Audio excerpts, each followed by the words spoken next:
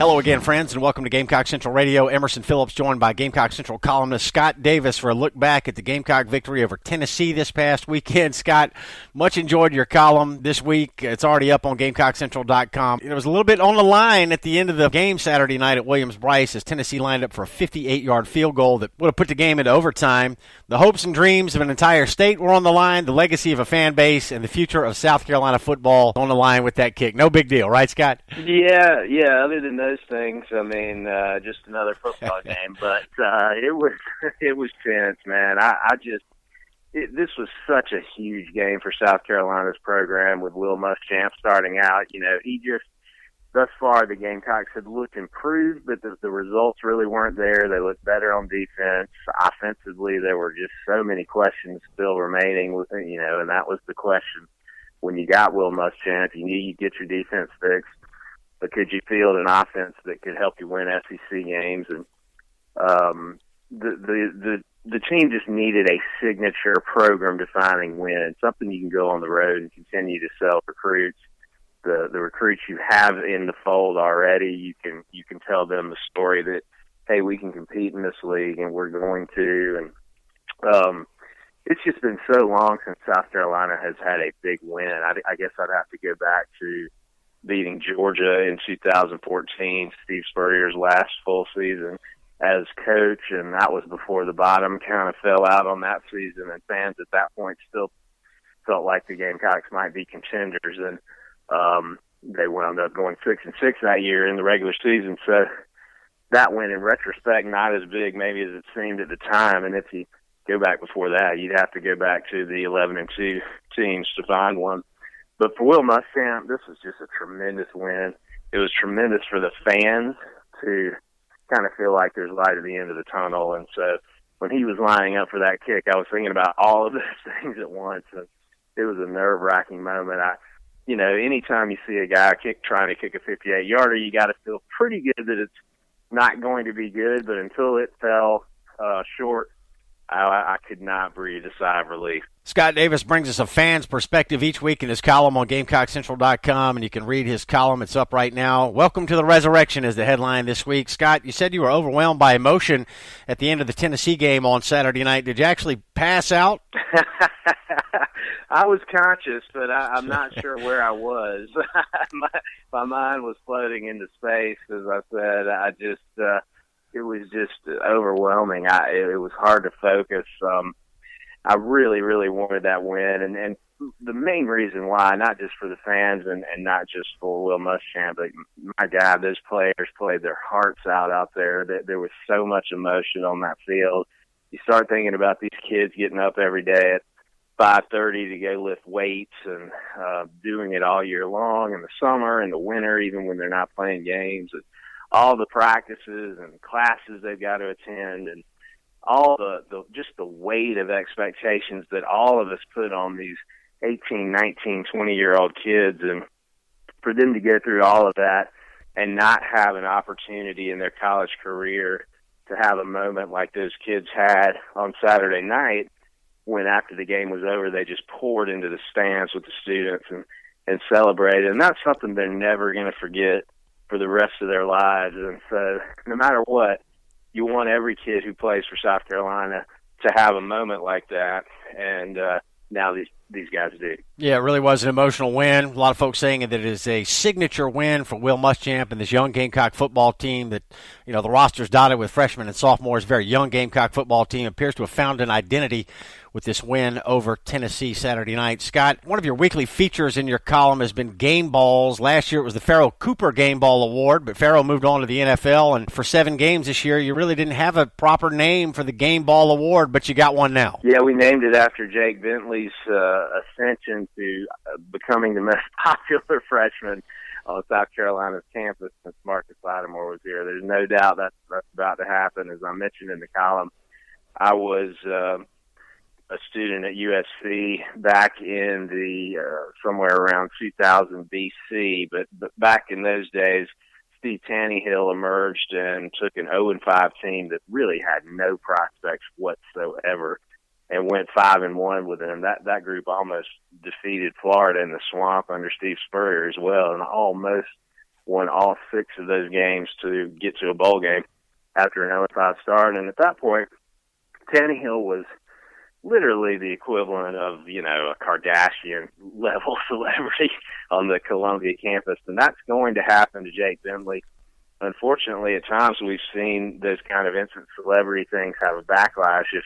If he goes out there and throws one interception the rest of this season, I would just encourage fans not to jump ship. He had a very, very good game against Tennessee. It's been a very nice start. He's injected some life into an offense that really was just dead in the water earlier this season. But let's don't put the weight of the world on his shoulders. But he's about to be a star in Columbia. Yeah, Gamecock offense has found a new life with Jake Bentley as the starting quarterback. South Carolina 2-0 with Bentley as the starting QB. This was a Gamecock offense that was dead last in the country in scoring offense just a couple of weeks ago. But South Carolina has hit its stride, it seems, now with Jake Bentley in there. So a lot of optimism moving forward here. Gamecock Central Radio, Emerson Phillips with Scott Davis. You can download the Gamecock Central Radio app. We've got a free phone app that allows you to listen to Gamecock Central podcasts anywhere you receive cell phone service. The GCR phone app is on the App Store and on Google Play. Search for Gamecock Central Radio. We're on iTunes, SoundCloud, and other popular services, or just visit radio.GamecockCentral.com. Scott, Jake Bentley is now the namesake of the Game Ball Award each week. He got a game ball. Bobby Bentley got a game ball. There were 9 game balls that you gave out this week.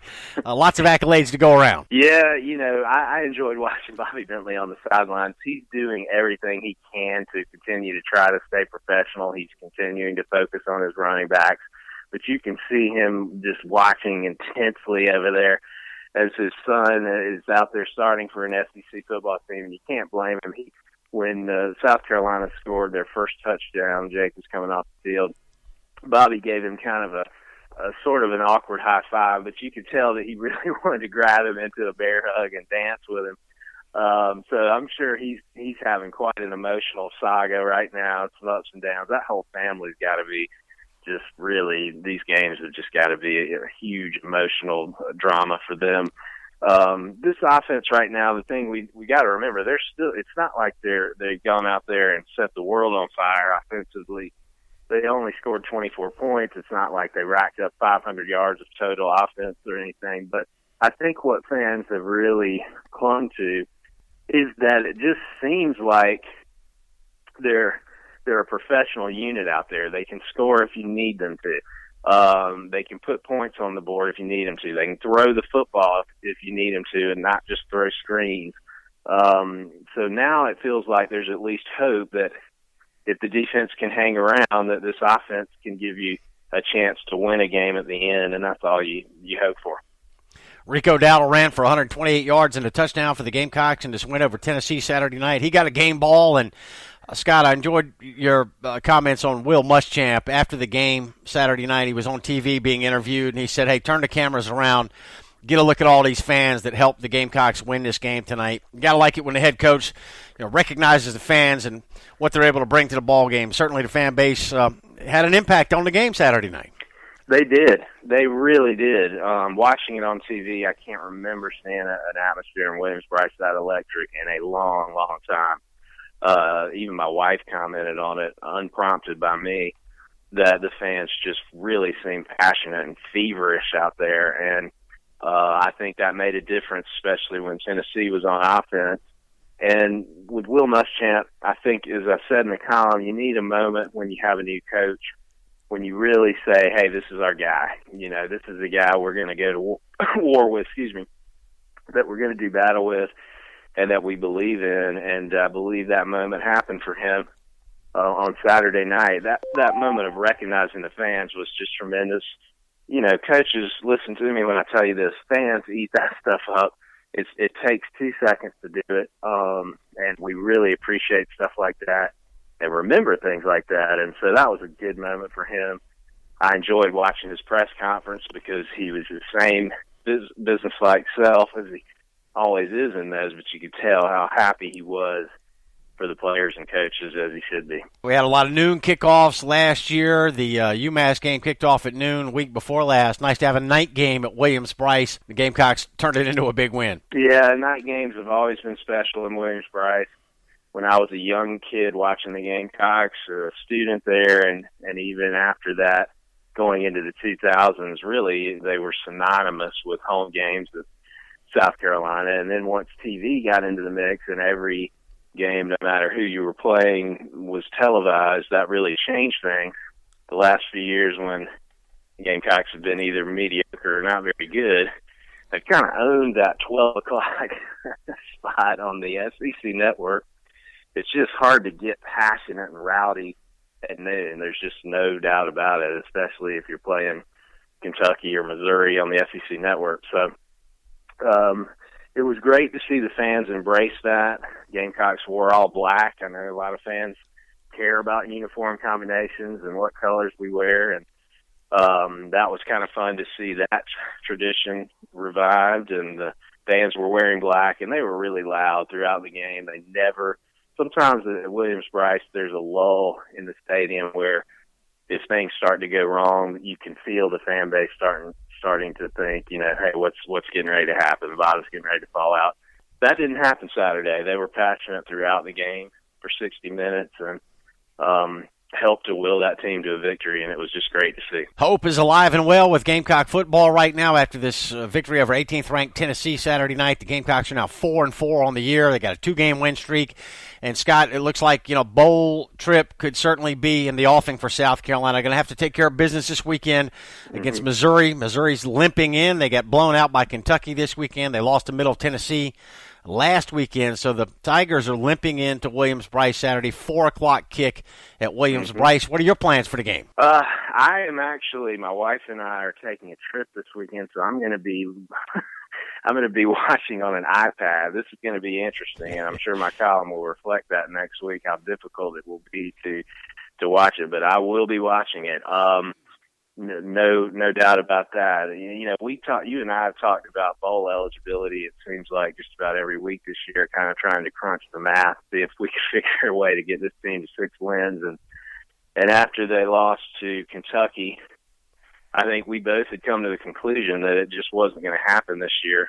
And now, if you can take care of business against Missouri and then Western Carolina, that would get you to 6 wins, which would be an enormous accomplishment for this staff and this team in year one. Never thought I'd be so excited about a 6-win season if it happens. Obviously, this game upcoming concerns me just a bit because, as you mentioned, Missouri's played very poorly the last few weeks. However, they have shown at times that they can score a lot of points. So the Gamecock defense needs to be ready. The fans need to be ready. And if South Carolina can just grind out a win in this, I don't care if it's by a tenth of a point. It doesn't matter to me. Just get this W, take care of Western Carolina, and let's go bowling somewhere. Gamecock defense gets a ball game this week from Scott Davis as well. South Carolina with his best defensive performance of the season, doing a great job on Jalen Hurd and also on Josh Dobbs from Tennessee. So it's South Carolina, Missouri coming up on Saturday, the final game of this 5-game South Carolina homestand. Scott Davis's column is up on Gamecock Central. The headline this week is "Welcome to the Resurrection. Hope is alive and well around Gamecock football." Scott, good stuff this week. Thank you much, Emerson. Always great to talk to you after a win. It's been a while. No question. Food tastes a little better, and the air is a little bit cleaner this week for Gamecock fans. Scott Davis joining us each week here on Gamecock Central Radio. I'm Emerson Phillips. Thanks for being with us.